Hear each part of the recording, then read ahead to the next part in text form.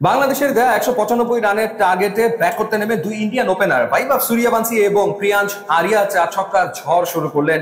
সেই ঝড় যেন কোনোভাবেই থামানো যাচ্ছিল না। ৩ ওভারে রান হয়ে গেল ৫০ এবং মনে হলো যে ম্যাচটা বাংলাদেশের হাত থেকে ফসকে যাচ্ছে। এবং এটা যেন বৈভব সূর্যবংশীর কাছে স্রেফ আরো একটা আইপিএল এর ম্যাচ। তিনি যেন রাজস্থান রয়্যালস এর হয়ে খেলতে নেমেছেন, কিংবা আরিয়া পাঞ্জাবের জার্সিতে আরো একটা আইপিএল এর ম্যাচে আরো একটা খুব দ্রুত শতকের পথে এগোবেন। ঠিক সেই সময় পাওয়ার প্লেতে চতুর্থ ওভারে বাংলাদেশ ক্যাপ্টেন আকবর ডেকে নিলেন আব্দুল গাফফার সাকলাইনকে।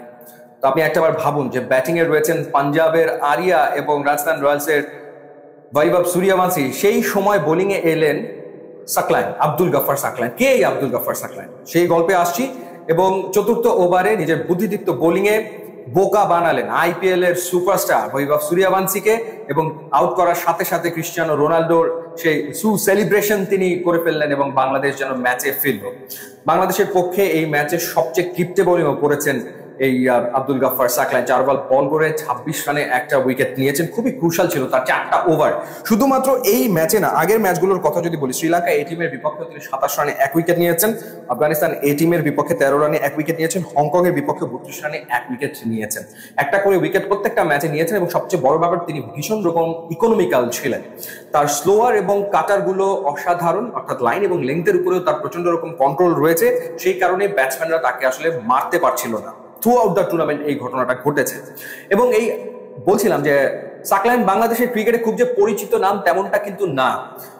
গত সিজনে ঢাকা প্রিমিয়ার লিগে গাজী গ্রুপ ক্রিকেটার্স এর হয়ে তিনি খেলেছেন। 13 ম্যাচে 15টা উইকেট তিনি নিয়েছেন। একটা ম্যাচে তিনি ম্যান অফ দ্য ম্যাচ হয়েছিলেন ধানমন্ডির বিপক্ষে। সেই ম্যাচে তিনি একটা কেমিও ইনিংস খেলেছেন। সেই ম্যাচে তিনি রান করেছিলেন কত, 33, যেখানে তিনি 3টা ছক্কা 2টো 4 মেরেছিলেন, 17 বলে 33 রান করেছিলেন এবং ধানমন্ডির 2 ওপেনারকে আউট করে ম্যান অফ দ্য ম্যাচ হয়েছিলেন।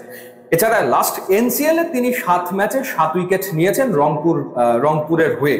সো এই অর্থাৎ ঘরোয়া ক্রিকেটেও তিনি কিন্তু একেবারেই নতুন, কিন্তু একটা জায়গায় তিনি সুপারস্টার। সেটা হচ্ছে বাংলাদেশের যে টেপ টেনিস ক্রিকেটের জগৎ রয়েছে সেইখানে কিন্তু খুবই পরিচিত নাম আব্দুল গাফফার সাকলাইন। এবং হেলিকপ্টার বাবলুরকে সবাই চেনে, তার কথা সবাই জানে। ঠিক একই রকম জনপ্রিয়, একই রকম কি বলবো যে পরিচিত টেপ টেনিস সেক্টরে এই আব্দুল গাফফার সাকলাইন। এবং তার আসলে স্কেজুয়াল পাওয়া যায় না। যেই টিমগুলো টেপ টেনিস ক্রিকেট খেলে তারা আসলে তাকে দলে নিতে চায় এবং দেখা যায় যে তার স্কেজুয়াল পাওয়া যাচ্ছে না, এরকম একটা ঘটনা। তো যাই হোক, গত 2 বছর ধরে তিনি মনোযোগ দিয়েছেন, পুরোপুরি মনোযোগ দিয়েছেন এই ক্রিকেটে, অর্থাৎ জেনুইন ক্রিকেটে। মানে টেপ টেনিস ক্রিকেট থেকে তিনি সরে এসে এখন আর কি পুরোপুরি মনোযোগ দিচ্ছেন ক্রিকেটে, যার সুফল আসলে বাংলাদেশ পাচ্ছে।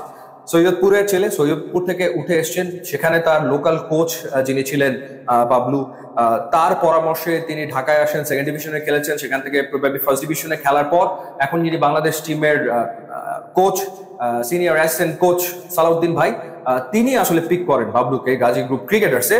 এবং সেখানে তিনি দারুণ পারফর্ম করেছেন। তার পরবর্তীতে এনসিএল তো তিনি ভালো পারফর্ম করেছেন এবং ডাক পেয়ে যান আসলে এই এশিয়া কাপের বাংলাদেশ এ টিমে। তারপরে তার পারফরমেন্স আমরা আসলে দেখলাম, সম্ভাবনা অপার। এবং সবচেয়ে বড় ব্যাপার, তিনি আসলে এই টেপ টেনিস ক্রিকেট যারা খেলে তাদের জন্য রোল মডেল হয়ে উঠবেন, যে টেপ টেনিস ক্রিকেট খেলেও ইন্টারন্যাশনাল পর্যায়ে ক্রিকেট খেলা যায়। টেপ টেনিসের ওই সার্কিট মাতিয়ে ডেফিনেটলি জাতীয় দলের জার্সি গায়ে তোলা যায়, সেটা সম্ভব। সেই স্বপ্ন পূরণ করা যায়, এটা যেন আসলে এই আব্দুল গাফফার সাকলাইন সবাইকে দেখিয়েছেন, আশা যোগাচ্ছেন সবাইকে যারা টেপ টেনিস ক্রিকেট খেলে। মানে অনেকটা ওই মহেন্দ্র সিং ধোনির মতো গল্পটা হয়ে যাচ্ছে। ধোনিও একটা সময় টেপ টেনিসের ক্রিকেট যেরকম খেলতেন, সেখান থেকে India team. So Abdul Gaffar সাকলাইনের ক্ষেত্রেও গল্পটা কিন্তু ওই পথেই এগোচ্ছে। সো যেভাবে তিনি খেলছেন, আশা করি পাকিস্তানের বিপক্ষে ফাইনালেও তিনি দারুণ কিছু করবেন এবং বাংলাদেশকে ট্রফি জেতাতে তিনি আসলে ভূমিকা রাখবেন। এবং আগামী দিনে তাকে হয়তো আরো বড় পরিসরে আমরা দেখবো, অর্থাৎ কোনো এক সময় তিনি নিশ্চয়ই ন্যাশনাল টিমেও জায়গা করে নেবেন। সেই শুভকামনা থাকলো তার জন্য।